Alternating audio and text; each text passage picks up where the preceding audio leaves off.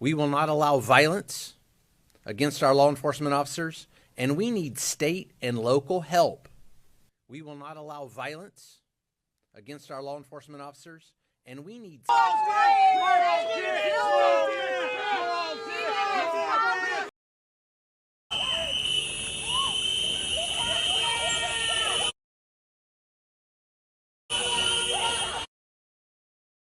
During this operation, an individual approached U.S. Border Patrol agents with a 9mm semi-automatic handgun. The agents attempted to disarm the individual, but he violently resisted. Fearing for his life and the lives and safety of fellow officers, a Border Patrol agent fired defensive shots.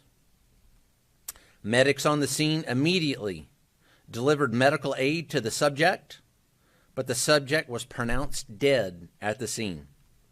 The suspect also had 2 loaded magazines and no accessible ID. This looks like a situation where an individual wanted to do maximum damage and massacre law enforcement. And sacrifice for it. May we never forget and always remember our brothers and sisters who have served. And I looked down, and the guy, he was at the bus stop. It looked like he was going to work because he had a uniform on. They shot him all in the chest and the head. And the Minneapolis police came and they parked their car on 27th and Nicollet. And they went down there and they tried to do CPR on him, but I think he's gone.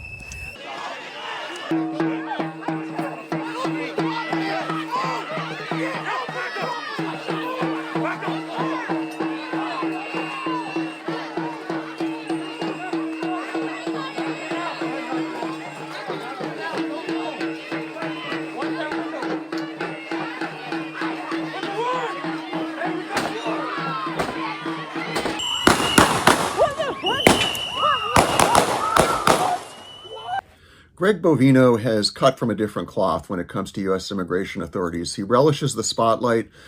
He has a very active presence on social media. You see him wearing M4 assault rifles and full tactical gear, rap music playing in the background.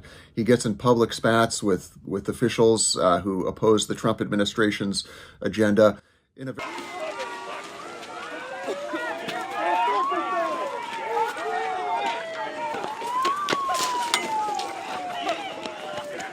Is going to uncover all those facts, things like how many shots were fired, where were the weapons located. All those facts are going to come out in the investigation. In a very short time, he's become a public face of the administration's efforts at mass deportation. We saw him first in Los Angeles, where he assumed the title of Border Patrol Commander at Large.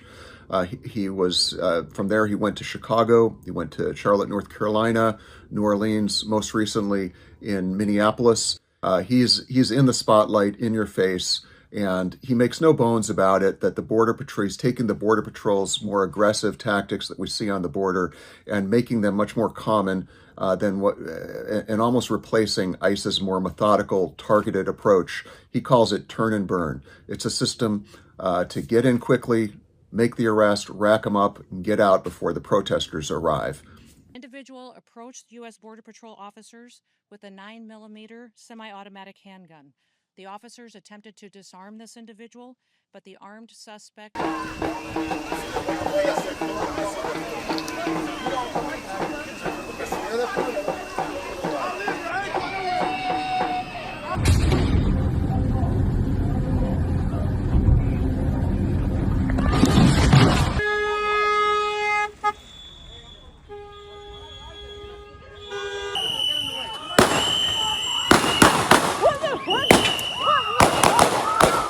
I heard that you recently redecorated the Oval Office, and I would like to say... I would also like to address the chaotic scenes in Minnesota over the weekend. Nobody in the White House, including President Trump, wants to see people getting hurt or killed in America's streets. This includes Renee Good, Alex Pretti, the brave men and women of federal law enforcement, and the many Americans who have been victimized at the hands of illegal alien criminals. Saturday's shooting remains under active investigation by Homeland Security Investigations and the FBI. The Customs and Border Protection is also conducting their own internal review. As President Trump said yesterday, the administration is reviewing everything with respect to the shooting, and we will let that investigation play out. But let's be clear about the circumstances which led to that moment on Saturday. This tragedy occurred as a result of a deliberate and hostile resistance by Democrat leaders in Minnesota.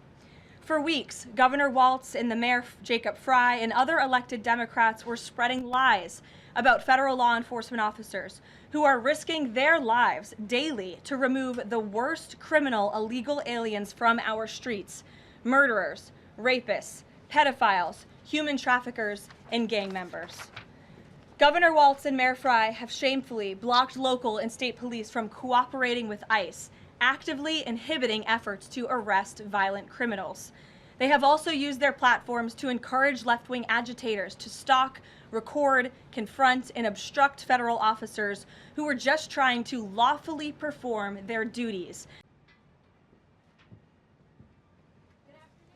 Good afternoon, Jack. Mr. Bovino is a wonderful man, and he's a great professional. He is going to very much continue to lead Customs and Border Patrol throughout and across the country. Mr. Homan will be the main point of contact on the ground in Minneapolis. But not all of them. He said, quote, come out and protest, but...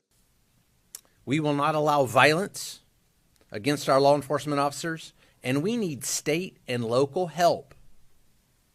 State and local law enforcement to help us coordinate to get violent criminals off the street. Mayor Frey and Chief O'Hare just a few minutes ago did the opposite of that by omitting the fact that the suspect had a gun and magazines full of ammunition.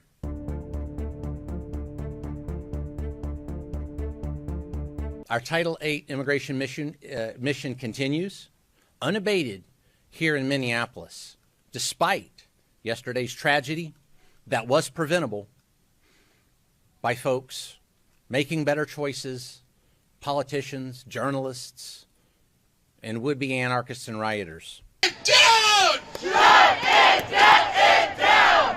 Shut it down! Shut it down!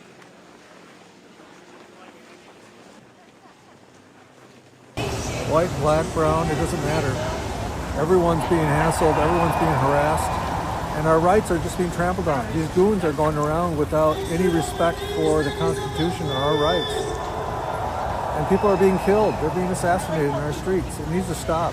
And with no accountability. The justice, is just really not just anybody. It could have been you, it could have been me, it could have been anybody. They're not really respecting anybody. And it's frustrating.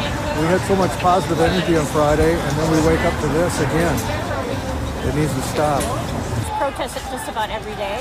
We try to attend when we can, but never would have imagined that there would have been another murder in our backyard.